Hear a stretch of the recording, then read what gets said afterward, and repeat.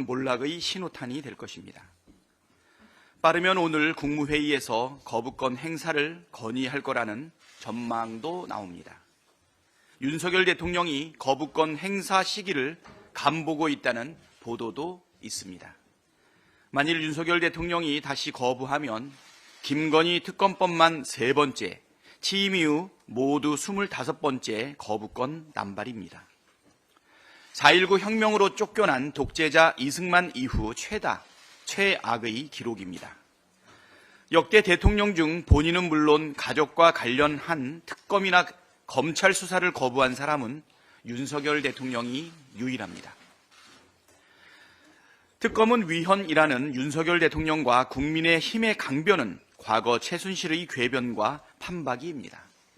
최순실은 지난 2017년 여당 인사가 제외된 특검은 위헌이라며 헌법 소원을 제기했지만 헌재는 이를 기각하면서 후보자 추천권을 누구에게 부여하고 어떤 방식으로 임명할지는 국회의 입법 재량이라고 못 박았습니다. 당시 윤석열 대통령은 박근혜 국정농단 특검의 수사팀장이었고 한동훈 대표는 박근혜에게 징역 30년 벌금 1,185억 원을 구형한 검사였습니다. 특검 덕에 대통령과 여당 대표가 된 두 사람 아닙니까?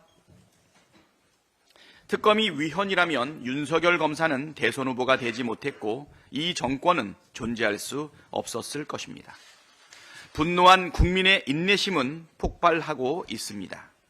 윤석열 대통령의 뻔뻔한 제2의 개사가 이후에도 국민 70%가 김건희 특검에 찬성하고 있고 수십만 명의 국민이 3주 연속 거리로 나와 김건희를 특검하라고 외치고 있습니다. 김건희 특검은 주권자의 명령, 국민의 준엄한 명령입니다.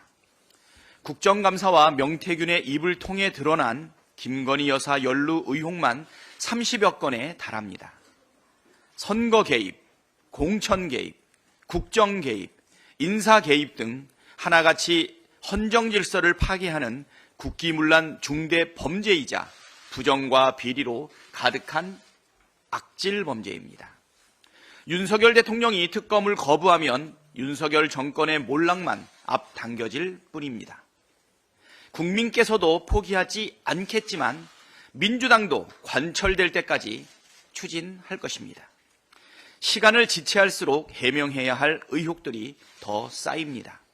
정권이 바뀌어도 반드시 밝혀야 할 의혹들입니다. 시간을 끌면서 매를 더 벌지 말고 하루라도 일찍 매를 맞는 것이 대통령이나 국민의힘 입장에서 더 이득입니다. 최혜병 순직 사건 국정조사도 신속하게 실시해야 합니다. 최수근 해병이 순직한 지 1년 4개월을 꽉 채웠습니다.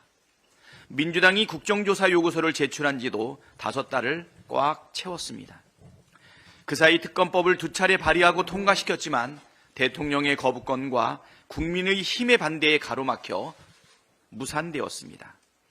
내일 모레 21일에는 박정훈 대령의 결심 공판이 열립니다. 시간은 계속 지나가는데 국정조사마저 계속 미룰 수는 없습니다.